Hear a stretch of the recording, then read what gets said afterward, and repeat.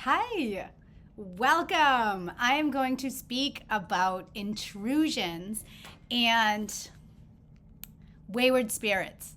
I'm here with Piper. Oops, she's this way. I was like, where'd she go? I couldn't see her. Then I'm like, I think she's just behind me. Me and Pipe. She is not a photograph. She's she's moving. And we can move intrusions. And I'm excited to share a little bit about this I don't know, technique, I guess, and what it's like. So stick around, and I'm going to explain to you how intrusions work. Oftentimes you hear them called entities. I heard someone recently saying they're removing demons. I'm going to talk about that a little bit and debunk some common misnomers when we think about having an attachment. And yes, okay. I'm excited to talk about this stuff. I talk about this kind of stuff in my sessions all the time. And it's very normal in my sessions because I do shamanic healing and shamanic work, right? And I think that stepping out and speaking about it in a more public platform is not what I typically do because of many reasons.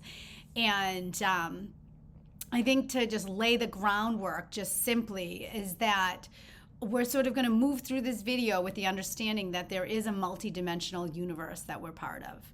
So if you don't believe that, right, if you just believe that, here we are and when we pass away, we're no more, right? I would respect that belief, of course.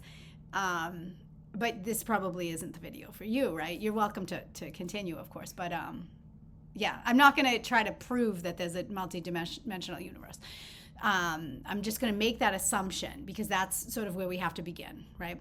So I would like to say I practice core shamanism. So this is what I call conscious-based medicine and a medicine of the people. I'll do another video explaining sort of the kind of political my beliefs around like how I do this work and such, but because it will be a different video. But so it's non-linear, it's no ritual, and I'm not within a lineage of a tribe of any sort. I practice it's called core shamanism. And it's basically like trance. We go into a deep relaxation. You can think of it like a meditation. And then we move into a trance-like state where we can access these multi-dimensional places. And there are many levels to this work. And when we're doing this work, I'm working with your spirit guides, my spirit guides, of course, as well as higher dimensional beings, your higher self. I work with angels. Prince has come in. I like to tell that sometimes. If you're an artist, Prince might arrive. I do think he is an ascended master. And different dimensional light beings. And when I do this work, some people will be like, oh, well, there's, other things can happen, or there can be bad energies or wayward spirits, things like this. I've been doing this for a while now. I've done hundreds of sessions, and I feel really safe and adept at what I do, and my training was really thorough. And right from the beginning, I started working with removing any of these intrusions that can get caught in the field, in your energy field, and get stuck to your body. So I want to explain a little bit. Oh, what's that little thing? I don't know if you see that little guy, but all right. I don't know who did that, but okay, cool. So basically, what is an intrusion, right? So it's an energy field. It's a thing that is dark and it is yucky, but it's simply lost. Okay, so I'll off ramp real quick into Course of Miracles. Course of Miracles says everything is love or a cry for love. And a cry for love is going to be fear. It can turn into hate. It can be anger, right? But it's all a call for love. everything in the universe, the truth of it is everything is love, or you've forgotten that you're love. So all of these sort of wayward entities, these nefarious forces, are simply lost. So they can have power. So you want to work with someone who has power, and a certain amount of power that's like more than the intrusion. So I can see when I'm working with someone if they have an intrusion right away. I recently did a group, and I could tell one person had, their whole field was, it wasn't good. And I can see it right away. And just like I can see trauma on somebody, I've done hundreds of trauma sessions. I see it in their eyes. I can feel it in their musculature. I also was a full-time yoga teacher when I was 21, so I was very like intuitive on the body way back. And then I was studying dance therapy back in 2003. So I was very like attuned to these energies. And then I first started working with a shaman when I was 7. My mom took me to our acupuncturist, and he was a shaman. So so like some of these things might not always make sense in this dimension because they're not of this dimension, right? So I'm going to explain to you, did I explain that well? So basically, you can think of it like a dark cloud. That's usually what they look like. And they're sort of hovering somewhere, and they're swirling. There's a little bit of like energy and movement, and it is quite dark. It can have noise as well. And they feed you, and you feed them. In other words, if you're all of a sudden in a rut and you feel like you're like constantly thinking these negative thoughts now, and you're like, what's going on? Why have I changed? Why am I like this now?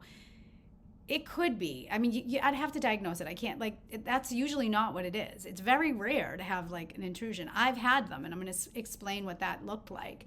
But you can get them. They can't, like, if things are going really bad and consecutively going bad and bad and bad, like, you could have an intrusion that's just working on your thoughts. It can just be stuck in your energy field. It can be attached to your body and pulling energy out of you. But we feed it. We stay in that frequency of it. So a lot of light work can help, depending on where it's at. And a shamanic healer that's trained in this can easily take them off. So, yes. So one woman that I worked with, so when I do this level work, which is a little bit like out of the ordinary and what I consider like a higher level of just a regular intrusion, I prepare for 3 days, sometimes more. And I wait until my energy's right and I'm ready. I feel a readiness in me. And where I'm working with my guides, they're going to tell me if I'm the practitioner for this person. So this person comes to me and says that they believe that there's a curse on them. And she ended up telling me, a series of all these terrible, horrific things that had happened to her since she had been in this relationship. Okay, should I tell them this? Okay, I'm not going to tell you this one piece that had happened to her, which was jaw-dropping trauma.